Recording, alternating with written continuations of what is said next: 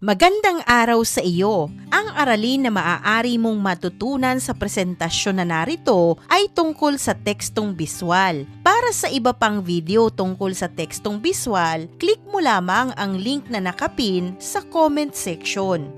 Sa ating pagpapatuloy, ano nga ba ang tekstong biswal? Ito ay isang uri ng pagpapahayag na gumagamit ng mga larawan, grapiko, disenyo at iba pang elementong makikita ng mata upang maiparating ang impormasyon o mensahe. Sa halip na umasa lamang sa mahabang talata, pinagsasama nito ang mga salita at biswal na representasyon upang mas maging malinaw, mabilis at madaling maunawaan ang ideya. Karaniwan itong makikita sa mga materyales tulad ng poster, flyer, infographic at iba pang kagamitang ginagamit sa pagbibigay kaalaman o pag-aanunsyo.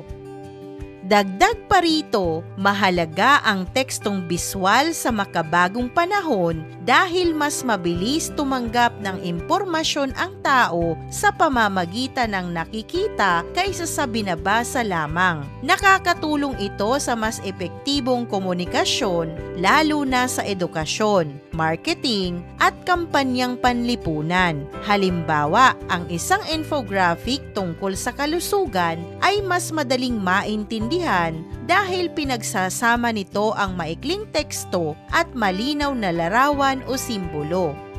Sa kabuuan, ang tekstong biswal ay hindi lamang pampaganda ng impormasyon kundi isang makapangyarihang paraan ng paghahatid ng mensahe. Sa pamamagitan ng maayos na kombinasyon ng teksto at biswal na elemento, nagiging mas malinaw, kawili-wili at epektibo ang pagpapahayag ng ideya sa iba't ibang uri ng mambabasa o tumitingin.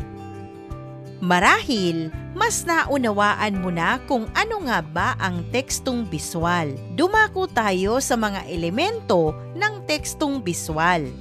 Una, titulo. Ito ay nagbibigay preview ng impormasyon. Ang titulo rin ay nagsisilbing pamagat at nagbibigay paunang ideya tungkol sa nilalaman. Ikalawa, teksto. Ito ay ang mga salita na nakasulat. Ang mga salitang ginagamit ay hindi nakaorganisa sa paraan ng isang sulat. Hindi karaniwang nakaayos tulad ng sa tradisyonal na sanaysay, kundi nakapaloob at nakahanay kasama ng mga larawan at disenyo.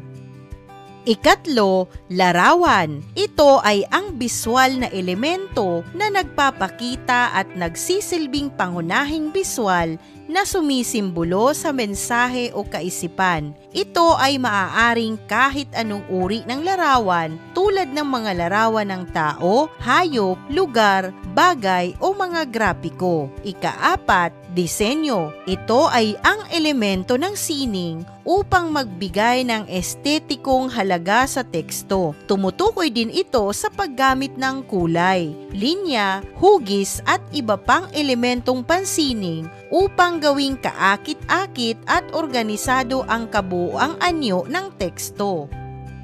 Upang higit mong makita o maunawaan, narito ang iba't ibang halimbawa ng tekstong biswal. Unang halimbawa, infographic. Ito ay isang biswal na imahe tulad ng isang chart o diagram na ginagamit upang kumatawan sa impormasyon o data. Ikalawa, flyer. Ito ay isang maliit na peraso ng papel na nag-a-advertise ng isang produkto o kaganapan na ibinibigay sa maraming tao.